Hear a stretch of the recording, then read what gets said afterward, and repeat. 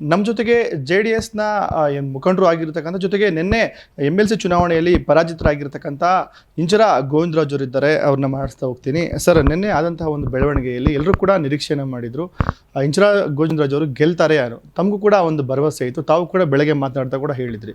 ಕೊನೆಗೆ ಆದದ್ದೇ ಒಂದು ವಿಭಿನ್ನವಾದಂಥ ಫಲಿತಾಂಶ ಬಂದಿರತಕ್ಕಂಥದ್ದು. ಸರ್, ಏನು ಹೇಳ್ತೀರ ಅದ್ರ ಬಗ್ಗೆ? ಸರ್, ನಮಗೆ ನಿರೀಕ್ಷೆಗೂ ಮೀರಿದಂಥ ಕೆಲವೊಂದು ಘಟನೆಗಳು ನಿನ್ನೆ ಆಗಿದೆ. ಯಾಕಂದರೆ ನಾವು ಯಾರೂ ನಿರೀಕ್ಷೆ ಮಾಡಿರಲಿಲ್ಲ ಅದು ವೋಟ್ ಕ್ರಾಸ್ ಆಗುತ್ತೆ ಅಂತ. ನಂದು ಒಂದೇ ಆಸೆ ಇತ್ತು, ನಾನು ಚುನಾವಣೆಯಲ್ಲಿ ಗೆಲ್ಲೋದ್ರ ಜೊತೆಗೆ ನಮ್ಮ ಪಕ್ಷದ ಎಲ್ಲ ಶಾಸಕರನ್ನು ಒಂದು ಪ್ಲ್ಯಾಟ್ಫಾರ್ಮ್ಗೆ ತರಬೇಕು, ಎಲ್ಲರೂ ಒಗ್ಗಟ್ಟಾಗಿ ಮುಂದಿನ ಚುನಾವಣೆಗೆ ಸಿದ್ಧತೆಗಳು ಮಾಡ್ಕೊಳ್ಳೋಕ್ಕೆ ಅನುಕೂಲ ಆಗುತ್ತೆ ಅನ್ನೋ ರೀತಿಯಲ್ಲಿ ನಾನು ಈ ಚುನಾವಣೆಯಲ್ಲಿ ಕಂಟೆಸ್ಟ್ ಮಾಡಿದ್ದು ಸಹ ನನಗೊಂದು ಆಶಾಭಾವನೆ ಇತ್ತು. ನಮ್ಮ ಜೊತೆಗೆ BJP ಅವ್ರದ್ದು ಸಹ ನಮಗೆ ಎಕ್ಸ್ಟ್ರಾ ಏನು ಮತ ಇತ್ತು ಅದು ನಮಗೆ ಬಂದಾಗ ನಮಗೆ ಕೊರತೆ ಇದ್ದಿದ್ದು ಕೇವಲ 2 ಮತ ಮಾತ್ರ. 2 ಮತಗಳನ್ನ ನಮ್ಮ ಹಿರಿಯ ನಾಯಕರಾದಂಥ ದೇವೇಗೌಡರನ್ನ, ಕುಮಾರಸ್ವಾಮಿ ಅವ್ರನ್ನ, ನಾನು ಸಹ ಶಾಸಕನಾಗಿ ನನ್ನ ಒಂದು ನಡವಳಿಕೆ ಬಗ್ಗೆ ಮೆಚ್ಚಿ ನನಗೊಂದು 2 ಆತ್ಮಸಾಕ್ಷಿ ಮಾತ ಬರ್ಬೋದು. ನಮ್ಮ ದೇವೇಗೌಡರು ಕೊಟ್ಟಂಥ ಆಡಳಿತ ಇರ್ಬೋದು, ಕುಮಾರಣ್ಣವರು ಕೊಟ್ಟಂಥ ಆಡಳಿತ ಇರ್ಬೋದು, ಈ ಕೇಂದ್ರದಲ್ಲಿ ಅವರು ಮುಖ್ಯಮಂತ್ರಿಯಾಗಿ ಮತ್ತು ಭಾರೀ ಕೈಗಾರಿಕಾ ಸಚಿವರಾಗಿ ಮಾಡ್ತಿರೋಂಥ ಕೆಲಸಗಳನ್ನ ಮೆಚ್ಚಿ, ಯಾಕಂದರೆ ಅಲ್ಲಿ ಕಾಂಗ್ರೆಸ್ಸಲ್ಲಿ ನಮ್ಮಲ್ಲಿ ಇದ್ದವರೇ ಭಾಳ ಸುಮಾರು ಜನ ಅಲ್ಲಿರೋದ್ರಿಂದ ನಮಗೊಂದು 2 ಮತ ಬರ್ಬೋದು ಅನ್ನೋ ನಿರೀಕ್ಷೆ ಇತ್ತು. ಆದರೂ ಸಹ ನಮಗೆ ನಿನ್ನೆಯಿಂದ ಭಾಳ ನೋವಾಗಿದೆ. ನೋವಾಗಿರೋದು ನಾನು ಸೋತಿದ್ದಕ್ಕಲ್ಲ, ನಮ್ಮ ಪಕ್ಷದಲ್ಲಿ ಏನೋ ಒಂದು 4-5 ಮತ ನಮಗೆ ಬಂದಿಲ್ಲ. ಅದ್ರ ಬಗ್ಗೆ ಒಂದು ಸಾರಿ ಎಲ್ಲರೂ ಸೇರಿ ಆತ್ಮಾವಲೋಕನ ಮಾಡಿಕೊಳ್ಳೋ ಅವಶ್ಯಕತೆ ಇದೆ. ಇವತ್ತಿನ ದಿವಸ ನಮ್ಮ ಸನ್ಮಾನ್ಯ ಕುಮಾರಣ್ಣವರು ಎಲ್ಲ ಶಾಸಕರು ಸಹ ಸಭೆ ಕರೆದಿದ್ದಾರೆ.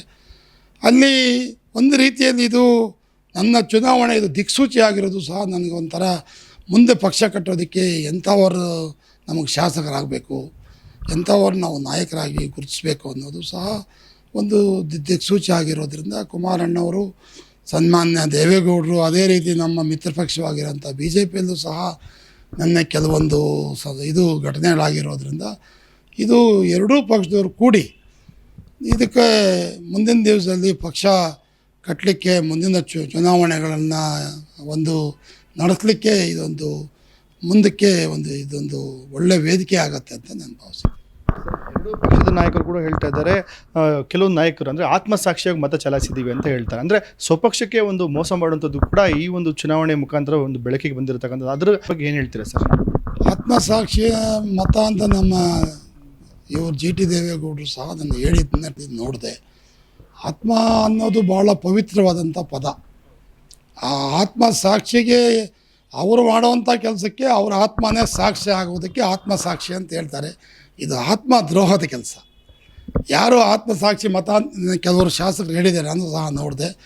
ಆತ್ಮಸಾಕ್ಷಿಗೆ ಅರ್ಥನ ಇನ್ನೊಂದು ಸಾರಿ ಅವರು ಅವಲೋಕನ ಮಾಡಿದರೆ ಒಳ್ಳೆಯದು ಅಂತ ನಾನು ಭಾವಿಸ್ತೇನೆ. ಇದು ಆಗಬಾರ್ದಾಗಿತ್ತು, ಯಾವುದೇ ಪಕ್ಷಕ್ಕಾದರೂ ಆಗಬಾರ್ದಾಗಿತ್ತು. ನನ್ನ ಮುಖ್ಯಮಂತ್ರಿನ ಹೇಳಿಕೆಯನ್ನು ಸಹ ನಾನು ನೋಡಿದೆ. ನನಗೇನು ಗೊತ್ತಿಲ್ಲ, ಇದೇನಾಯಿತು ಗೊತ್ತಿಲ್ಲ ಅಂತ ರೀತಿಯಲ್ಲಿ ಅವರು ಹೇಳ್ತಿದ್ರು. ಏನೂ ಆಗಿಲ್ಲ ಅನ್ನೋದಾದರೆ 11 ಮತ ಅವ್ರಿಗೇನು ಅಡಿಷನಲ್ ಮತ ಬಿತ್ತು, ಅದೆಲ್ಲ ಅದು ಅಡ್ಡ ಮತದಾನ ಅಲ್ವೇ, ಅದು ಕಾನೂನಿಗೆ ವಿರುದ್ಧವಾಗಿ ಅಲ್ವೇ. ಕಾನೂನು ಕಾಯ್ಲಿಕ್ಕೆ ತಾನೇ ಈ ಸರ್ಕಾರ ಇರೋದು. ಅದು ಅವರು ತಡಲಿಕ್ಕೆ ಆಗದೇ ಇದ್ದರೂ ಸಹ ಅವರು ಆ ಥರ ಹೇಳಿಕೆ ಇದ್ದು ನನಗೆ ಭಾಳ ಮನಸ್ಸಿಗೆ ನೋವನ್ನು ಉಂಟು ಮಾಡಿದೆ. ಅದು ಅಡ್ಡ ಮತದಾನ ಆಗಬಾರ್ದಾಗಿತ್ತು, ಆಗಿದೆ. ಅದನ್ನು ನಾನು ಮುಂದಿನ ದಿನದಲ್ಲಿ ಯಾವ್ದಾರ ಅವಕಾಶ ಇದ್ದರೆ ಅದು ಕ್ರಮ ತಗೊಳ್ತೀವಿ ಅನ್ನೋ ಮಾತನ್ನು ಅವ್ರು ಹೇಳಬೇಕಾಗಿತ್ತು. ಒಂದು ನಮ್ಮ ಸರ್ಕಾರದ ಮುಖ್ಯಸ್ಥರಾಗಿ ಅದು ಭಾಳ ಶೋಚನೀಯವಂಥ ಸ್ಥಿತಿ ಅಂತ ನನಗನ್ಸುತ್ತೆ.